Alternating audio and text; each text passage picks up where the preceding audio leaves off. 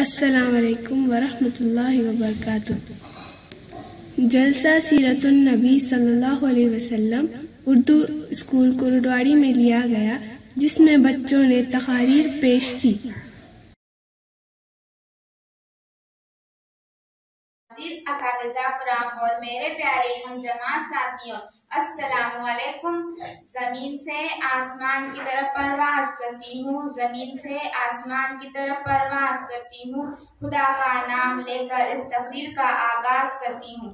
آج مجھے جس موضوع پر لب کشائی کرنے کا موقع ملا ہے، اس کا عنوان ہے سیرت النبی صلی اللہ علیہ وسلم۔ اللہ تعالیٰ نے قرآن مجید میں فرمایا، لَقَدْ كَانَ لَكُمْ فِي رَسُولِ اللَّهِ أُسْوَةٌ حَسَنَةٌ، یقیناً تمہارے لیے رسول اللہ میں عمدہ نمونہ موجود ہے۔ قرآن میں جن کی شان بیان خود خدا کریں، قرآن میں جن کی شان بیان خود خدا کریں، بندے سے اس کی مدح سرائی کس طرح ہو۔ اللہ تعالیٰ نے انسانوں کی ہدایت کے لیے نبیوں کو مبعوث فرمایا۔ اللہ تعالیٰ نے انسانوں کی ہدایت کے لیے کم و بیش 1,24,000 نبی بھیجے، اور یہ سلسلہ نبوت حضرت آدم علیہ السلام سے شروع ہوا اور حضرت محمد صلی اللہ علیہ وسلم پر ختم ہوا۔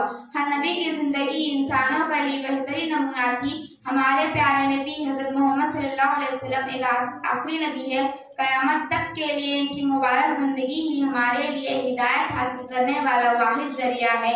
وہ نبیوں میں رحمت لقب پانے والا، وہ نبیوں میں رحمت لقب پانے والا، مرادیں غریبوں کے بر لانے والا، مصیبت میں غیروں کے کام آنے والا، وہ اپنے پرائے کا غم کھانے والا۔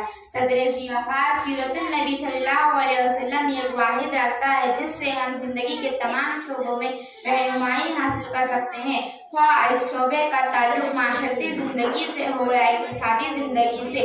مصر خام کو جس نے کندن بنا دیا، مصر خام کو جس نے کندن بنا دیا، کھرا اور کھوٹا الگ کر دکھایا، عرب جس پہ کرنوں سے تھا اچھل چھایا، پلٹ دی ایک آن میں اس کی کایا۔ السلام علیکم ورحمۃ اللہ وبرکاتہ۔